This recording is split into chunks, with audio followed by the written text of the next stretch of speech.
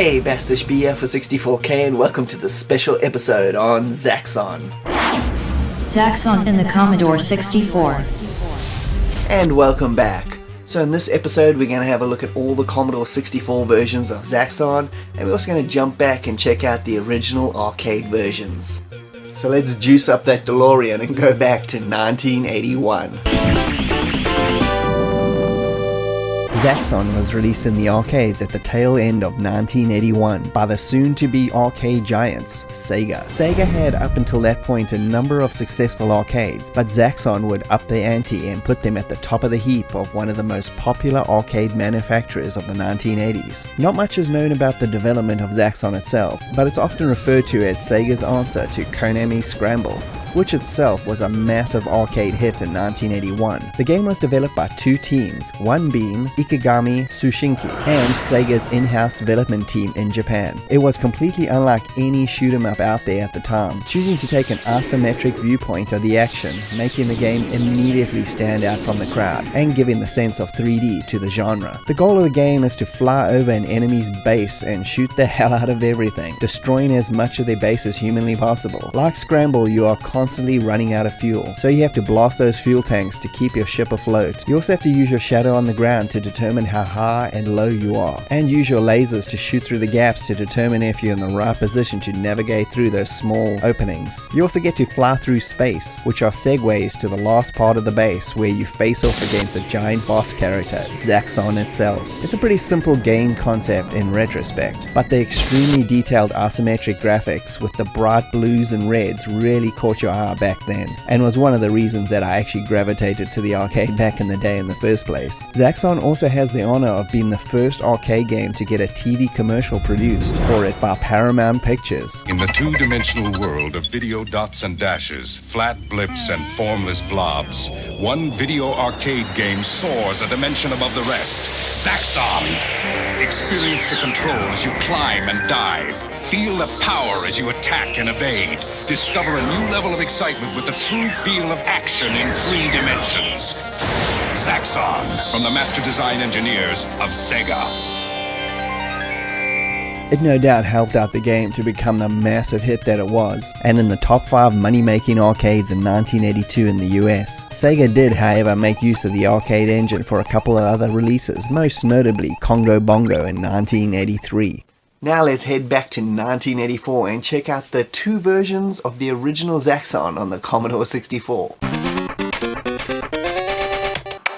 And over on the C64 front, Zaxxon got 2 completely different versions made, which actually wasn't that uncommon back then, as seen by a lot of games, mainly arcade releases getting a US and UK version, as seen by Akari Warriors, 720 Degrees, and many other examples. But 2 US made versions was pretty odd though. The reason this happened was because of a man called Robert Crane, a former lawyer working at Sega during this period. He basically was a con artist and managed to double sell the rights to Zaxxon and made a quick buck on the side. That's the reason for a version by Sega on cartridge and a regular disc tape version released by Synapse Software. How he did this was by setting up a fake company called Universal Licensing, which acquired the Zaxxon license. Crane's friend Brian Depew pretended to be the Universal boss while Crane was using a pseudonym while sub-licensing the game to Synapse Software. He was literally writing to himself from Universal to Sega. This all resulted in the 2 versions, but more about this bizarre story a little bit later and its conclusion. For now, let's check out the 2 C64 versions of the original Zaxxon game, and we'll start with Sega's cartridge version. This attempt captures the look of the arcade game pretty well with big blue color tones and graphics that are a good facsimile of its big brother. The scrolling can be a little bit jerky at times, and there is quite a bit of sprite flickering, but not enough to affect the gameplay seriously. The sound is a bit of a mess though, with everything sounding like it's going through a washing machine, and it gets kind of annoying after a while. Plus there is no music at all. Gameplay though is fairly good, with the ship controlling well, but being able to determine the height is a little bit difficult in this version. But as far as the level structures go, it features everything from the arcade. The base destruction sequences, the space blasting Segway, and the final encounter with the Zaxxon robot itself. It is very similar to Sega's upcoming version of Super Zaxxon. And on the flip side, you got Synapse Software's version, who gained the rights from Crane's Conjob, although they didn't know that at the time. Synapse weren't known for arcade conversions, even though a lot of their earlier stuff was of the arcade clone variety, but their excellent Fort Apocalypse and Blue Max put them on the map. Their version of Zaxxon would be very similar to their game Blue Max, maybe even using a modified engine, but whatever the case, it is by far the better version of the two. The game's muted color make it visually less appealing initially until you start to play it and realize the gameplay is vastly superior and feels extremely satisfying blasting stuff up. The sound effects are also quite good and very atmospheric, and judging the height of your ship is way easier than the Sega version. The mid-level space sequences also play much better and don't have any of the graphical glitches of Sega's one, and it is also fully intact with the complete arcade game on display for you to play. It's actually a really cool version from a company that really got swallowed by con jobs and legal pitfalls. And if you want to know more about Synapse, please check out my documentary on the company itself.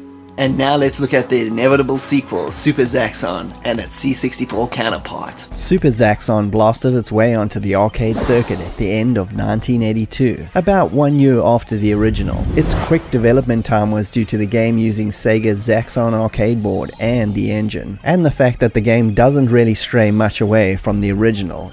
In fact, you can almost see Super as an update or variation on the original. The biggest differences between the two are that Super runs faster, which in turn makes it a lot harder to play. There are also lots of new enemies to take out, and the graphics have added detail. The space battles are gone, and the Zaxxon robot you face at the end has been replaced by a dragon or Godzilla knockoff, maybe?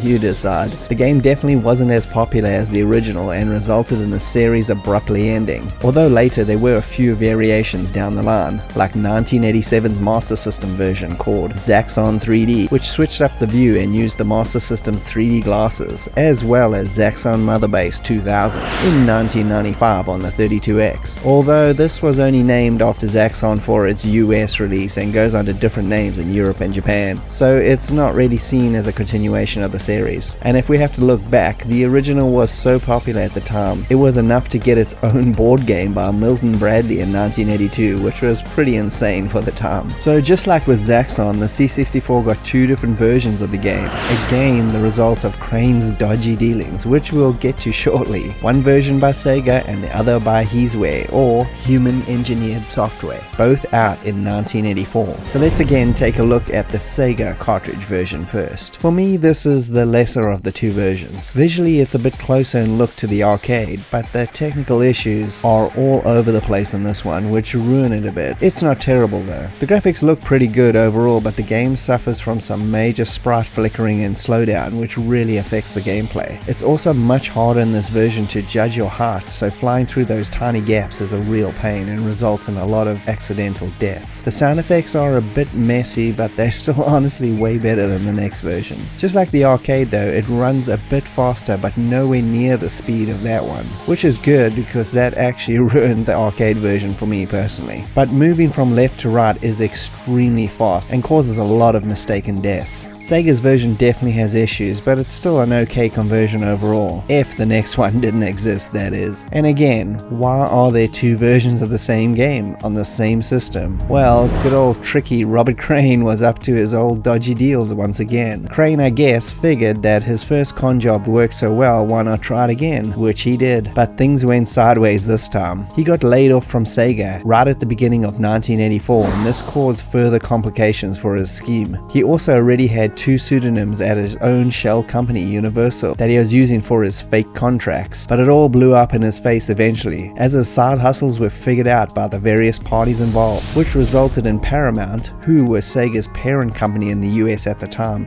having to pay Heesware $200,000 so they could keep Super Zaxxon off the store shelves. So Synapse Software, who got the first part of Crane's con job, so they could actually market their own version of Zaxxon first and sell it without competing immediately with Heesware's sequel, which would have come out at the exact same time. Oh Bob, how did you honestly expect to get away with all this? Anyway, with all that aside, the He's version of Super Zaxxon is definitely the superior version overall. It retains the arcade's intro sequence accompanied by a really rocking little SID tune that sets the stage well. Graphically, it's a little bit different from the arcade's look, with Sega's version looking a little bit more accurate, but overall I like this one better, as all the graphical glitches are gone, no massive slowdown or sprite flickering. It does run a bit slower though, but judging height and the controls are way tighter and on point. It's just a pity it's got this really awful bell type whistling sound for the laser fire, which gets really annoying and grating very quickly. But besides that, it's quite an excellent version and actually plays better than the arcade it's based on. Zap 64 in the October 1985 issue murdered this version, giving it a paltry 57% overall, which I feel again is unfair. I'd highly recommend checking it out. It's definitely the better of the two Super Zaxxon versions on the C64 for sure.